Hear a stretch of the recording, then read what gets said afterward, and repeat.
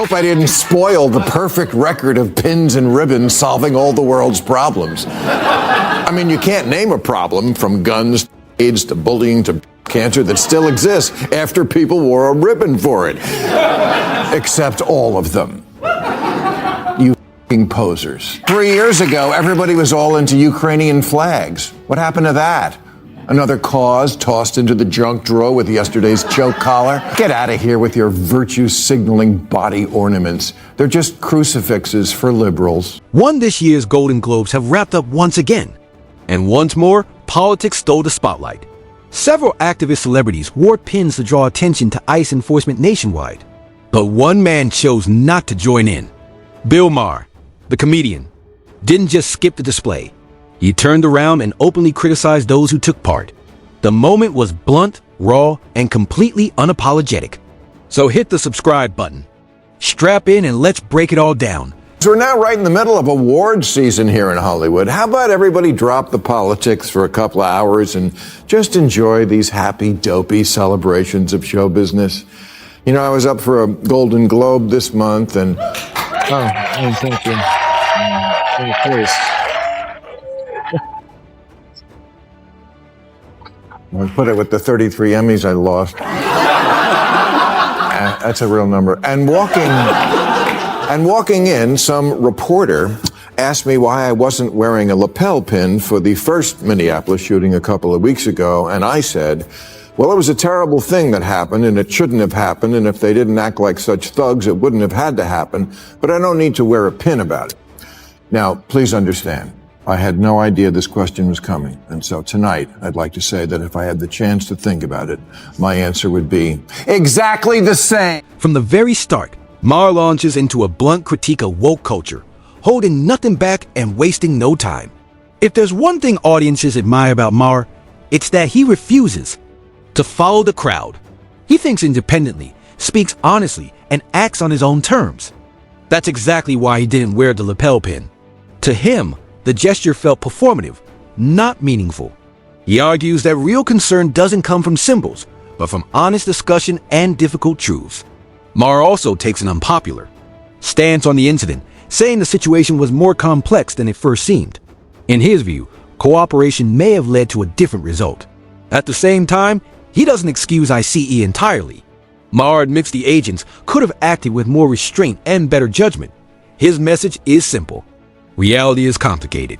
Blame isn't one-sided, and slogans won't solve serious problems. ICE, thugs, pins, stupid. I'm with me on this one. So no need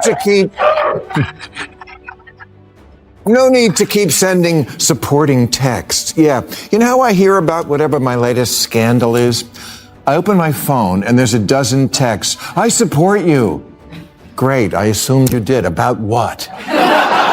What are we talking about? I'm sorry, I don't get my gossip from the internet like most people. I get it old school from the girls at the nail salon. Maher probably didn't expect that a 1-minute red carpet interview at the Golden Globes would spark such a backlash. But that's exactly what happened. What began as a short exchange quickly spread online, hitting a nerve far beyond the event. Instead of heavy criticism, Maher received strong support from fellow comedians, writers, and even industry insiders, who quietly agree but rarely speak out. Many viewed his comments as a rare moment of honesty in an environment driven by scripted outrage.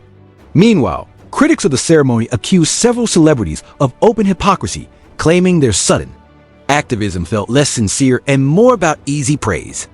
To them, the pins, slogans, and sound bites were about appearance, not solutions.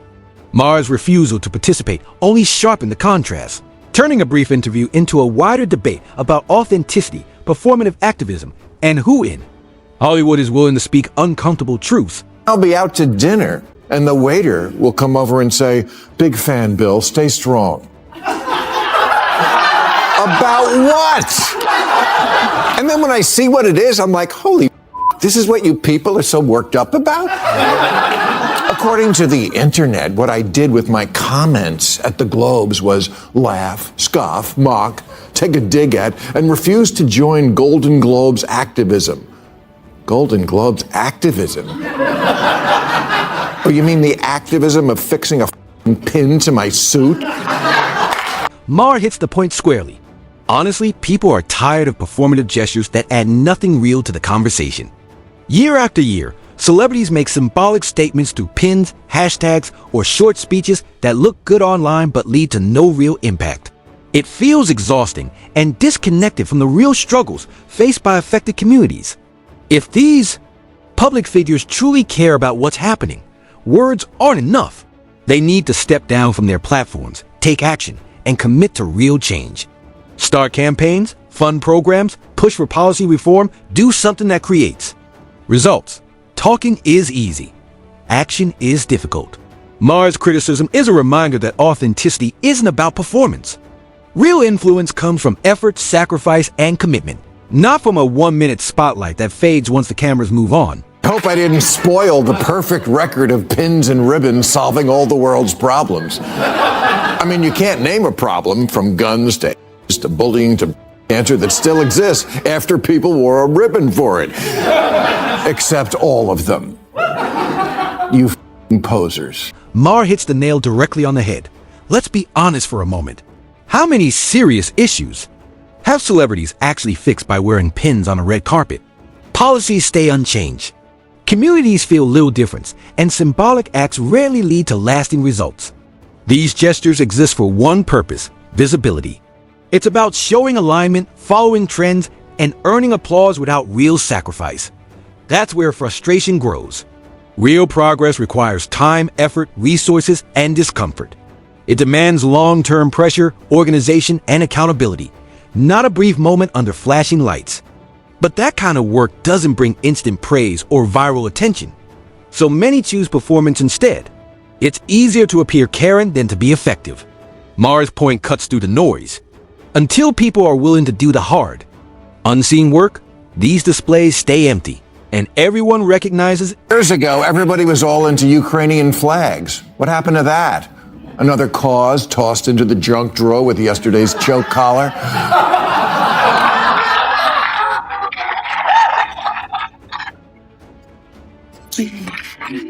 Get out of here with your virtue-signaling body ornaments. They're just crucifixes for liberals.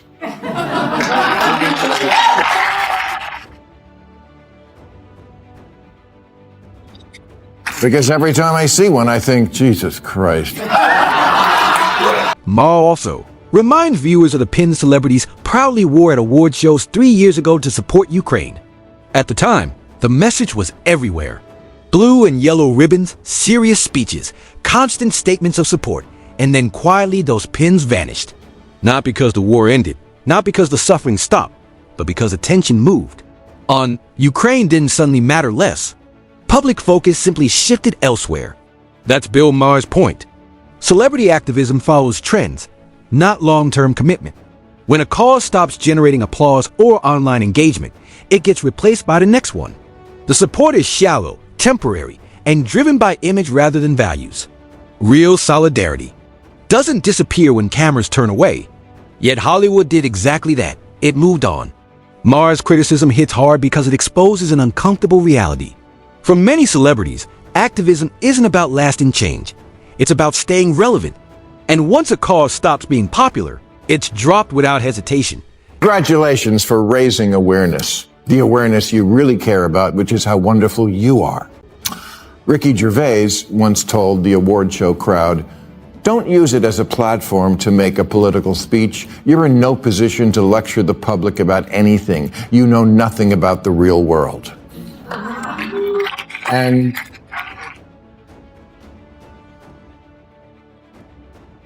of course, this is where celebrities say, "How dare you? We're citizens with just as much right to speak out." Agreed, you absolutely do. I'm just saying, don't.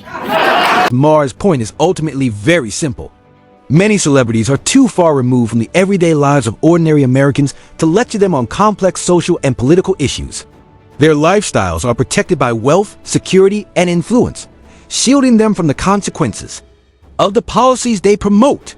Because they don't face the same pressures, rising costs, safety concerns, or job insecurity. They often speak in theory rather than lived experience. That distance makes them easy to misguide, especially when Information comes through publicists, activists, or social media bubbles. Even worse, they tend to listen only to voices that agree with them, repeating the same talking points. It becomes an echo chamber, not real understanding. Maher argues this environment creates arrogance and shallow thinking, where nuance disappears and slogans replace substance.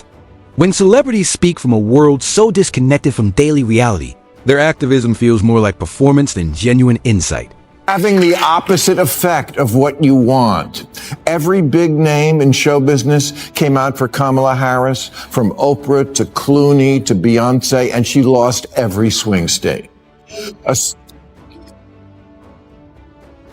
A survey of Ohio voters found Taylor Swift's endorsement actually had a negative impact, with 24% saying it made them less enthusiastic about her as a candidate. Come on. Read the room, Democrats. This is where things get interesting. Some post-election analysis suggests that celebrity endorsements of Kamala Harris may have hurt her campaign instead of helping it. Rather than convincing undecided voters, the star-filled support seemed to increase skepticism among everyday Americans. Many people prefer celebrities to stay in their lane as entertainers, not political authorities. While they may admire them on screen or on stage, that admiration doesn't equal trust on issues like politics, the economy, safety, or public policy. In fact, for some voters, celebrity involvement signals elitism and detachment, not credibility. It can feel like being lectured by people who don't share the same struggles or consequences. Instead of expanding Harris's appeal, the endorsements may have pushed away voters who already distrust elite institutions and cultural gatekeepers. The takeaway is blunt but revealing. Fame is not expertise, and star power cannot replace substance. When it comes to earning public trust, Celebrities aren't helping. And why would they? In a country where the big issue now is affordability, outside of, Springsteen and a few others, celebrities don't strike people as relatable or in touch. And what their activism mostly activates is eye rolls.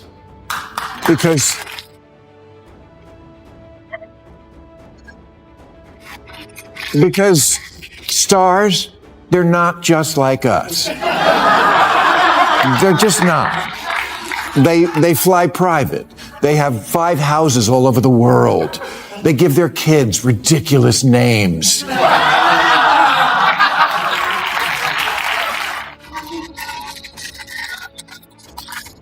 They make candles that smell like they're... it's true.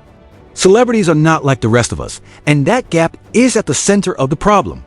Their comfortable lifestyles are far removed from the daily challenges most people face. They don't worry about rising rent, job stability, neighborhood, crime, or stretching a paycheck to the end of the month. Because of that protection, it's hard for them to truly represent everyday Americans or speak for them. Empathy comes from experience, and without sharing the same pressures, their commentary often feels empty or disconnected. That doesn't make them bad people, but it does limit their perspective. When celebrities claim to speak for the public, it often sounds false because they rarely face the consequences of the ideas or policies they support. Representation isn't about fame or visibility. It's about shared experience and understanding. Without that connection, celebrity activism can feel preachy instead of meaningful or grounded in real life. Please, it's okay. You're stars. We like you for who you are. Insulated divas whose talent allows you to pig out on the finer things in life because we all need something to aspire to.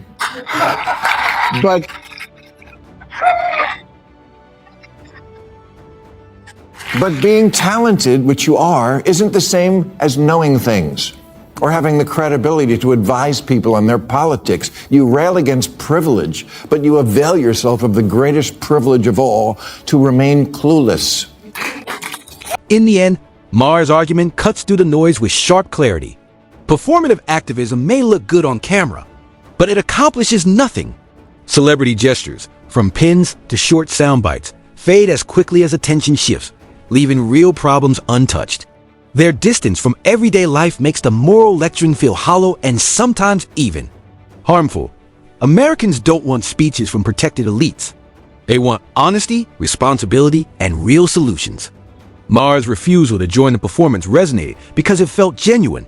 His message is simple and direct. If you truly care about change, stop posing for applause and start doing the hard, unglamorous work that actually matters.